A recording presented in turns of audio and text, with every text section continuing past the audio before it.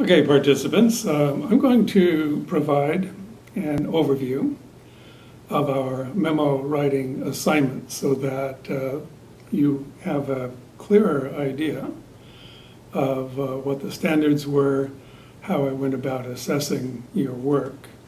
I want to first begin with pointing out that while this is a class that is taught in English, it is not an English class, and I know this, and I am not downgrading you strictly on English writing ability per se.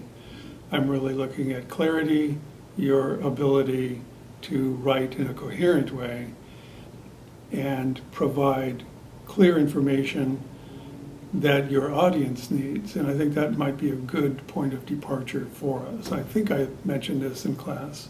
I'll mention it again, that you have to consider your audience. And your audience in this case is your organization's staff. What is it that they need to know about the Wetlands Protection Act of 1995? Well, let's get into it, and I'll just go through, in essence, line by line. So the original draft memo, which was a mess, very first line, being that the Wetlands Protection Act of 1995, which was finally passed into law last year in 1995 and signed by the governor, has many ramifications and implications. There are obvious redundancies in that sentence. There are three. Some of you caught one. The Wetlands Protection Act of 1995 was passed in 1995.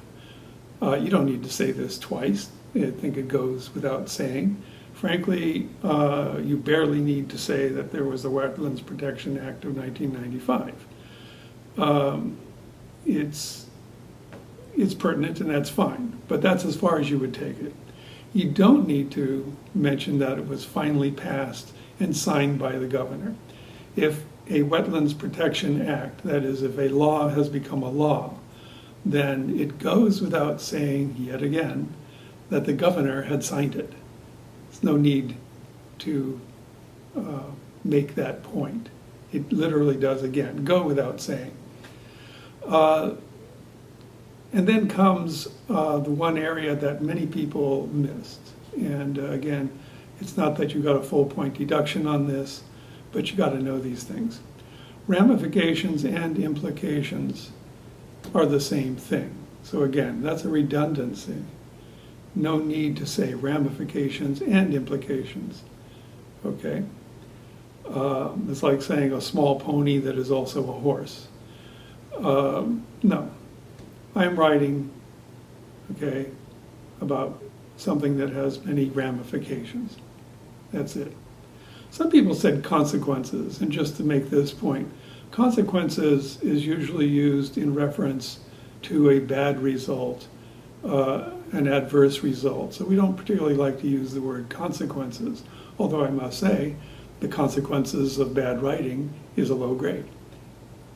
Okay, moving along. What you want to do, and again, knock out the redundancies in the next portions. So yeah, you will explain the purposes and provisions of the law. Get rid of the exactly. That's, again, an adverb. You got to be killing. Okay, and I wasn't kidding about that. The first part of the law, which is Title I, redundancy.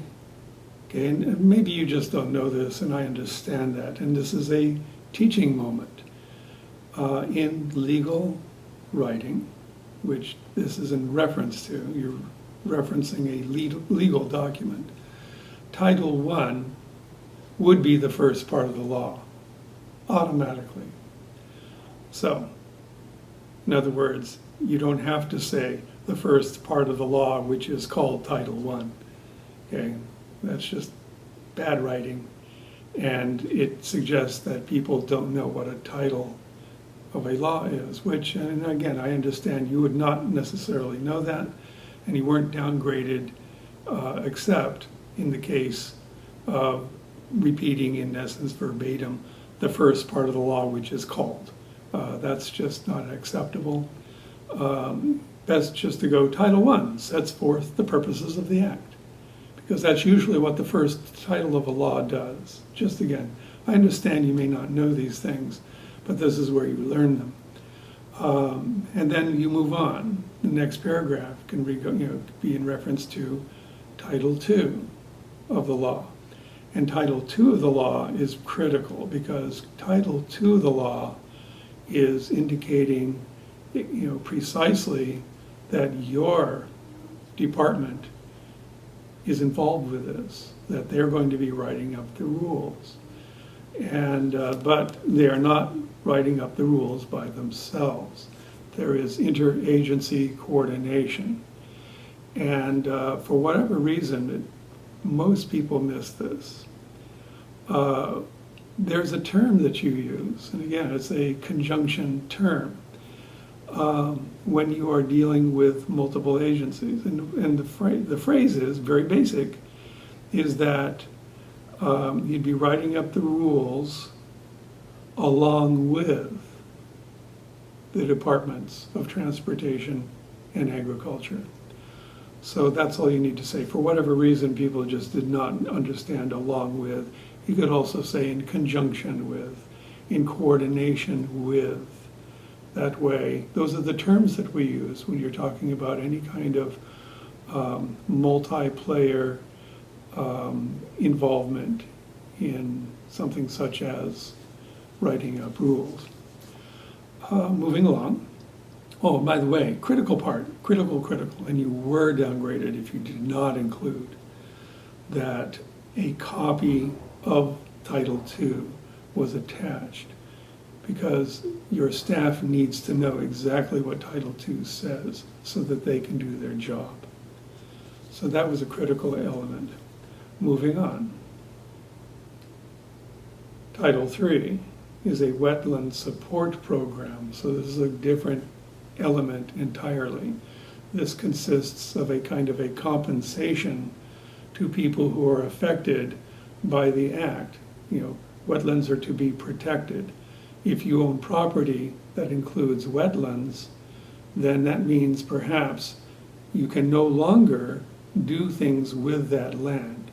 You cannot drain that land and turn it from a wetlands into a parking lot or into farmland or those kinds of things. So because of that, because there's an adverse effect, you have to have an understanding of what this whole law business was about.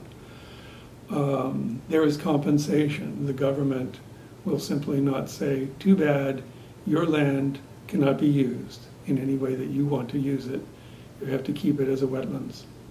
So what you do is you compensate them either through grants or you provide them a way of mitigating that so that they're given loans that they can be used maybe to purchase lands that are not wetlands so that they are not as severely affected by the law. So again, it's an important program. Your department is involved with it, and hence, again, and you'd be downgraded for this again, if you did not mention that a copy of Title III is also included in the memo. Again, your staff needs to know what Title III says exactly so that they can say with some authority, what they're talking about. What they need to know what they're talking about when they are communicating with people who are now affected by this law. So that had to be included. Now, as far as the funding goes, a couple of things that I'm going to point out. And again, this was an area that more than a couple of people messed up. The funding is $14 million. Okay, go ahead and mention that. Okay, it's not that important. Again, remember your audience. Your audience is your staff. Okay, so yeah, okay, there's $14 million. So and part of that is a pool of money to be used for grants and loans. So that's important enough to mention. However, if you move on, for the next fiscal year, it's expected to increase. But not more than 10%, all right? Which means expenditures would be about $20 million the year after that. Clearly, a lot of you don't know math, because 10% of 14 million is 1.4 million everywhere, regardless of the denomination of money you're talking about or your units. 10% more is 14 plus 1.4. That's 15.4 million. In other words, you have within this memo an error of fact, and don't reproduce an error of fact. Literally, guys, do the math. Doesn't add up, literally. So let's take care of that. And then that's about it. The rest of it is pretty straightforward. And that had to do with Form 2, the first part of your memo writing. And of course, there was the second part. And the second part was simply graded on being coherent. I did not discount on every misspelling or misphrasing or grammar lapse or such. But it adds up. If you got one or two, then it's going to be a point deduction or so. And if it's chronic, and or incoherent, then more points would be deducted. So that gets into, at least now, a rationalization. You have an understanding of how this work was graded.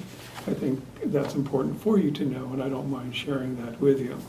Of course, if you have any other further disputes, of course, you can see me about them. But I call them as I see them. And as I said, I'm a soccer referee by background. And how many referee calls get reversed?